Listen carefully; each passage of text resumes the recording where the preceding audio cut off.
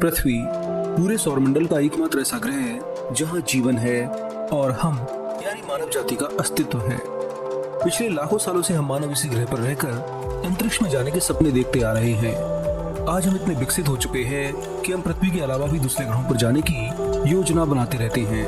हजारों space mission और special telescope की मदद से हमने ब्रह्मांड के उन रहस्यों को खोज लिया है जो हमारे पूर्वजों तक को पता नहीं थे। पर हम जितनी तेजी से विकसित हो रहे हैं और लगातार एडवांस होते जा रहे हैं, तो क्या हम कुछ ऐसा भी कर सकते हैं कि हम ब्रह्मांड में हमेशा के लिए बने रहें, यानी मानव जाति अब कभी खत्म ही ना हो। थ्योरेटिकली मानव जाति को अगर लगातार एनर्जी मिलती रहे और उनकी जरूरत पूरी हो जाए तो वह अरबों खरबों साल तक भी इस विशाल स्पेस में रह सकती है। पर यह जितना आसान दिखाई देता है उतना है नहीं, क्योंकि भले ही मानव जाति अरबों खरबों साल का सपना देखे, पर हमारा ब्रह्मांड इतने सालों तक टिकेगा इसका हमें भी खुद अंदाजा नहीं है। क्या मानव जाति आज से 1 अरब साल बाद या फिर 10 या 100 अरब साल बाद भी इस यूनिवर्स में रह सकेगी, या फिर ये यूनिवर्स ही उसका साथ छोड़ देगा? ऐसी क्या टेक्नोलॉजी मानव सभ्यता डेवलप करेगी जिससे वो 100 अरब सालों तक भी इस ब्रह्मांड में रह पाए? तो दोस्तों, इन्हीं सभी बातों को जानने के लिए तैयार हो जाइए मेरे साथ एक ऐसी यात्रा पर जहां मैं आपको ले चलूंगा आज से 100 अरब साल बाद के ब्रह्मांड की ओर। इस ब्रह्मांड में क्या बचेगा और क्या बनेगा, और साथ में क्या मानव सभ्यता यहाँ तब भी होगी, और अगर होगी तो वो कितनी एडवांस होगी? क्या पूरी गैलेक्सी या यूनिवर्स पर उसका राज होगा, या फिर हमारा भविष्य हमें कहीं और लेकर के जाएगा? तो दोस्तों, जल्दी से सीट बेल्ट पहन लीजिए और चलिए मेरे साथ इस अनोखी यात्रा पर। इस समय ब्रह्मांड की उम्र करीब 14 अरब साल है और हमारा सौरमंडल करीब 4 अरब 63 करोड़ साल पुराना है। सूर्य की उम्र 4 अरब 60 करोड़ साल है और पृथ्वी की 4 अरब 50 करोड़ साल। इन सब के बीच अगर हम मानव जाति को देखें तो वह इस पृथ्वी पर पिछले 60 लाख सालों से है। देखा जाए तो ये हमारे सूर्य की एज के सामने 1 सेकंड के भी बराबर एज नहीं है। ब्रह्मांड में हमारा एग्जिस्टेंस अभी शुरू ही हुआ है और ब्रह्मांड के 14 अरब साल बीत भी गए हैं। खैर, इस समय अपनी स्टेलिफेरस एरा में है, यानी आज से 100 अरब सालों तक इसका यही युग बीतेगा, जहाँ इसमें नए तारे बनेंगे और साथ में खत्म भी होंगे। ये तारों का युग होगा और ब्रह्मांड में आपको सबसे ज्यादा तारे इसी एरा में दिखाई देंगे। हालांकि धीरे धीरे ये तारे भी खत्म होंगे और फिर 100 अरब सालों के अंत में केवल white dwarf, red dwarf, neutron star और ब्लैक होल्स ही बचेंगे और हमारा ये पूरा मानव जाति का सफर इसी एज में पूरा होगा। तो सबसे पहले हम चलते हैं अपने सूर्य की ओर। पिछले 4 अरब 60 करोड़ सालों से दहक रहा हमारा सूर्य अपनी लगभग आधी जिंदगी पूरी कर चुका है। इसमें मौजूद हाइड्रोजन और हीलियम इसे और 5 अरब साल तक फ्यूज होने देंगे, पर ये 5 अरब साल तक जाने से पहले ही हमारी पृथ्वी और मौजूद जीवन के लिए खतरनाक हो सकता है। वैज्ञानिक मानते हैं कि आज से 1 अरब साल यानी 100 करोड़ साल में ही सूर्य अपनी ल्यूमिनोसिटी को 10% बढ़ा लेगा, यानी जितना भी आज ब्राइट दिखाई देता है उसे 10% ज्यादा ब्राइट आज से 1 अरब साल बाद दिखाई देगा। उस समय पृथ्वी पर एवरेज टेम्परेचर करीब 47 डिग्री सेल्सियस होगा और समुद्रों में बचा पानी उबलने लगेगा। पृथ्वी पर ग्रीन हाउस गैस का इफेक्ट देखने को मिलेगा, जिससे ट्रैप कार्बन डाइऑक्साइड सूर्य की किरणों से गर्म होकर पृथ्वी को रहने लायक नहीं छोड़ेगी। यदि उस समय कहीं जीवन होगा तो वो केवल पृथ्वी के नॉर्थ और साउथ पोल्स पर ही हो सकता है। खैर, फिर धीरे धीरे हमारा हैबिटेबल जोन भी 2 अरब साल बाद और आगे स्विच होकर के मार्स के पास पहुंच जाएगा और पृथ्वी पूरी तरह रहने लायक नहीं रहेगी।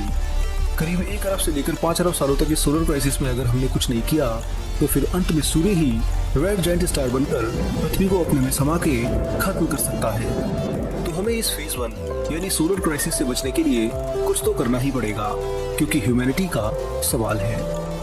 तो दोस्तों, इसके लिए हमारे पास 2 तरह के खतरनाक सॉल्यूशन हैं जो हो सकता है कि भविष्य में मानवता ट्राई भी करे। इसमें पहला सॉल्यूशन है सूर्य को अपनी प्लेस से मूव करना, क्योंकि सूर्य के साथ दूसरे ग्रह भी ग्रेविटेशनली बाउंड हैं, तो वो भी इसके साथ मूव होंगे और पृथ्वी पर कुछ भी अलग महसूस नहीं होगा। बस आपको हर कुछ सालों में नए नए तारे और गैलेक्सीज देखने को मिलेंगी। तो अब सवाल आता है कि इतने विशाल सूर्य को उसकी ऑर्बिट से मूव कैसे किया जाए? तो दोस्तों, इसके लिए हम सूर्य को ही यूज करेंगे और यहाँ न्यूटन का तीसरा लॉ हमारी मदद करेगा।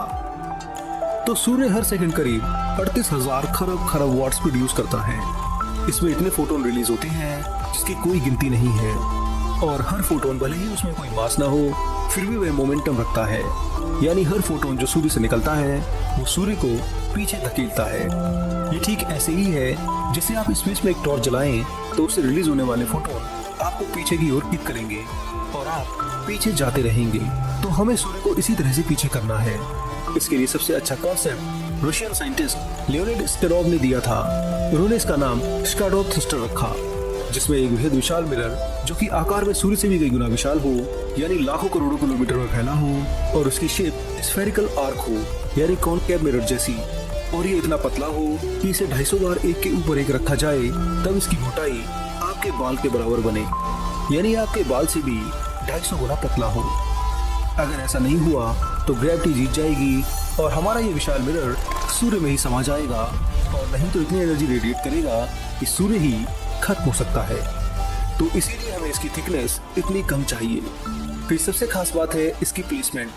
अगर इसे सीधा पृथ्वी और सूर्य के बीच में रख दिया जाए तो इससे एक जगह पर बिल्कुल लाइट रिसीव नहीं होगी, तो दूसरी जगह पर इतने फोटॉन्स यानी लाइट आएगी कि पृथ्वी और दूसरे ग्रह जलकर ही खत्म हो जाएंगे। तो इसकी सबसे सही प्लेसमेंट है सूर्य के पोल्स पर, जहाँ से ये सीधा सूर्य के फोटॉन्स को रिफ्लेक्ट करेगा और सूर्य फिर इन्हीं फोटॉन्स की मदद से आगे बढ़ेगा।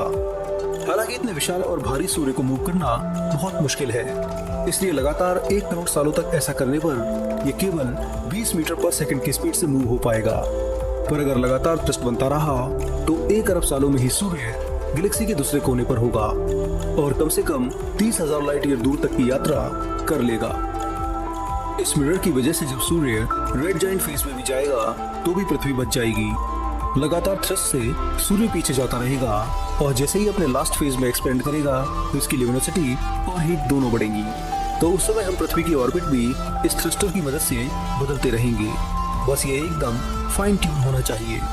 सूर्य का आकार बढ़ता जाएगा तो उसका हैबिटेबल जोन भी बढ़ेगा। हमें बस उस जोन में रहना है तो हमें एनर्जी भी मिलती रहेगी और पृथ्वी पर जीवन को कोई नुकसान भी नहीं होगा। जब सूर्य पूरी तरह रेड जाइंट बन जाएगा और मरकरी और वीनस भी खत्म कर देगा तो उस समय इसका हैबिटेबल जोन शनि ग्रह के पास होगा। तो हमें भी इस थ्रस्टर की मदद से अपनी पृथ्वी को शनि ग्रह के पास लाना है। एकदम सटीक कैलकुलेशन से अगर हम फ्यूचर में ऐसा करेंगे तो कम से कम आज से 5 अरब सालों तक ह्यूमैनिटी को सरवाइव कर पाएंगे। पर अब 5 अरब साल बाद सूर्य अपना सारा मास खत्म करके एक व्हाइट ड्वार्फ स्टार बन जाएगा और इसका आकार केवल पृथ्वी के बराबर होगा। ऐसे में जाहिर है हमारे लिए व्हाइट ड्वार्फ की खतरनाक रेडिएशन से बचने का कोई ऑप्शन नहीं होगा। तो हमें फिर कुछ और नया ऑप्शन खोजना होगा जिससे मानव जाति आगे भी बची रहे। तो इसके लिए हमारे पास 2 ऑप्शन हैं। या तो हम अपने पूरे सोलर सिस्टम और सन को किसी दूसरे यंग स्टार के पास ले जाएं और फिर उस स्टार के हैबिटेबल जोन में पृथ्वी को एक स्टेबल ऑर्बिट में प्लेस कर दें और पुराने रेड जाइंट सूर्य को कहीं दूर छोड़ दें। उससे हम नए स्टार सिस्टम में फिर से कई अरबों सालों तक पृथ्वी पर आराम से रह सकते हैं। वही दूसरा ऑप्शन है कि हम अपने सूर्य को रेड जाइंट स्टार बनने ही ना दें। उसके मास को धीरे धीरे कम करते रहें जिससे उसके कोर में प्रेशर कम होगा और हीलियम भी उतनी नहीं बनेगी जिससे उसका फ्यूजन खत्म हो जाए और वह एक्सपेंड होता रहे। तो ये सब करने के लिए हमें एक ऐसा स्टार लिफ्टर मेगा स्ट्रक्चर बनाना होगा जो कि अपने मैग्नेटिक फील्ड और पार्टिकल बीम से सूर्य में मौजूद हाइड्रोजन और हीलियम को खाता रहे। इसका सबसे अच्छा एग्जाम्पल है कैप्लन थ्रस्टर, जो कि सूर्य के मास को थ्रस्ट की तरह यूज करके हमारे सोलर सिस्टम को आगे बढ़ाता रहेगा और साथ में उसके मास को भी स्पेस में रिलीज करेगा जिससे सूर्य कभी रेड जाइंट फेज में नहीं जाएगा। धीरे धीरे जब सूर्य का 30% मास खत्म हो जाएगा तो वह रेड ड्वार्फ स्टार में बदल जाएगा और फिर रेड ड्वार्फ स्टार प्रैक्टिकली 10,000 अरब सालों तक मानव सभ्यता को एनर्जी और हीट दे सकता है। देखा जाए तो मानव सभ्यता सूर्य को रेड ड्वार्फ स्टार बनाकर अरबों खरबों सालों तक रह सकती है। पर यह जितना आसान दिखाई देता है उतना ही मुश्किल है। टाइप 2 जैसी सभ्यता जो कि सूर्य के बराबर एनर्जी हर सेकंड यूज करती है, वही इतने विशाल मेगा स्ट्रक्चर को बना सकती है। उसका अपने सूर्य की एनर्जी पर 100% कंट्रोल होगा। सूर्य जितनी एनर्जी 1 सेकंड में रिलीज करेगा उतनी एनर्जी ये सभ्यता 1 सेकंड में ही अपने काम के लिए यूज कर सकती है। स्काडोव और कैप्लन थ्रस्टर जैसे स्टेलर इंजन यही सभ्यता बना सकती है जिससे हम सूर्य को यूज करके ह्यूमैनिटी को 5 अरब सालों के बाद भी जीवित रख सकते हैं। पर जैसे जैसे हमारी एनर्जी की डिमांड बढ़ेगी तो सूर्य जैसे तारे भी हमें कम लगने लगेंगे। वहीं दूसरी ओर आज से 5 अरब साल बाद हम जैसे ही सोलर क्राइसिस के इस फेज से निकलेंगे तो दूसरा फेज गैलेक्टिक मर्जर चालू हो जाएगा, जो कि और 5 अरब साल तक चलेगा। आज से 4 अरब साल बाद मिल्की वे और एंड्रोमेडा की जबरदस्त टक्कर होगी और फिर गैलेक्सीज के मर्जर होने का खतरनाक खेल चालू हो जाएगा। हालांकि स्टार्स के बीच कई लाइट ईयर्स की दूरी होती है, तो इसलिए तारों के बीच डायरेक्ट कोलिजन नहीं होगा। पर जब एंड्रोमेडा के 10 खरब तारे हमारे आसपास होंगे तो सुपरनोवा धमाकों की एक ऐसी वेव चालू हो सकती है जो रेडिएशन से ही सब कुछ खत्म कर दे। ये फेज आज से 4 अरब साल से लेकर 10 अरब सालों तक चलेगा और इससे बचने का एक ही तरीका होगा कि हम अपने बनाए गए स्टेलर इंजन्स की मदद से अपने सूर्य को गैलेक्टिक सेंटर से जितना दूर लेकर जा सकें वहां ले जाएं। अगर हम मिल्की वे और एंड्रोमेडा के कोलिजन के वक्त अपने सूर्य को गैलेक्सी के बाहरी हिस्सों में ले जाएंगे तो इससे खतरनाक गामा रेडिएशन और कई सुपरनोवा और ब्लैक होल मर्जर और कोलिजन से बचे रहेंगे और इस तरह इस फेज को भी मानव सभ्यता आसानी से पार कर लेगी। आज से 10 अरब साल बाद जब ये कोलिजन खत्म होगा और दोनों गैलेक्सीज मिलकर के विशाल इलिप्टिकल गैलेक्सी बन जाएंगी, तभी मानव सभ्यता इस ब्रह्मांड में स्टेबिलिटी के साथ रह सकेगी। पर ये स्टेबिलिटी भी ज्यादा दिन नहीं रहेगी। इसके बाद ब्रह्मांड का तीसरा फेज शुरू होगा। इस फेज में मानव सभ्यता अगर टाइप 3 सभ्यता नहीं बनी तो वह सूर्य के सारे ही जीवित रहेगी, पर धीरे धीरे सूर्य भी खत्म होगा और फिर हम अपनी एनर्जी की डिमांड को पूरा करने के चक्कर में कई तारों की एनर्जी भी यूज कर लेंगे और जिनकी नहीं कर पाएंगे वो इस फेज की शुरुआत में ही खत्म हो जाएंगे। अब ब्रह्मांड में कोई भी सूर्य जैसा तारा नहीं बचेगा, केवल रेड ड्वार्फ स्टार और व्हाइट ड्वार्फ ही होंगे जिससे हमारी एनर्जी की डिमांड पूरी नहीं होगी। वहीं दूसरी ओर यूनिवर्स के एक्सपेंशन के कारण गैलेक्सीज एक दूसरे से बहुत दूर होती जाएंगी। एक समय ऐसा आएगा जब हमारी गैलेक्सी से दूसरी गैलेक्सी दिखाई तक नहीं देगी। ऐसे में फिर बढ़ती एनर्जी डिमांड को पूरा करने के लिए हमें मानव सभ्यता की कॉन्शियसनेस को डिजिटली अपलोड करना होगा। इसके लिए हम मैट्रियोश्का ब्रेन का कॉन्सेप्ट यूज कर सकते हैं, जहाँ किसी स्टार पर डायसन स्फीयर जैसा मेगा स्ट्रक्चर होगा और इसी स्फीयर में अरबों खरबों कंप्यूटर्स होंगे जो कि स्टार्स की एनर्जी से चलेंगे। ऐसे में एक छोटा सा रेड ड्वार्फ स्टार भी अरबों खरबों लोगों की कॉन्शियसनेस को जीवित रख सकता है। हम लोग अरबों सालों तक इस तारे की मदद से जी पाएंगे। हालांकि इसकी लिमिटेशन ये होगी कि हम अपनी फिजिकल बॉडीज यानी अपने शरीर से दूर होंगे और केवल एक मशीन के जरिए ही यूनिवर्स को देख पाएंगे। पर इसका भी एक सॉल्यूशन है जो मानव सभ्यता को बिना अपनी फिजिकल बॉडीज खोए हुए जीवित रख सकता है। इसके लिए एक बेहद विशाल मेगा स्ट्रक्चर बनाना है जो कि आकार में डायसन स्फीयर से भी हजारों गुना बड़ा हो और साथ में ये एक सुपर मैसिव ब्लैक होल के पास भी हो, जिससे उसकी एनर्जी से लगातार अरबों खरबों लोगों को एनर्जी दे सके।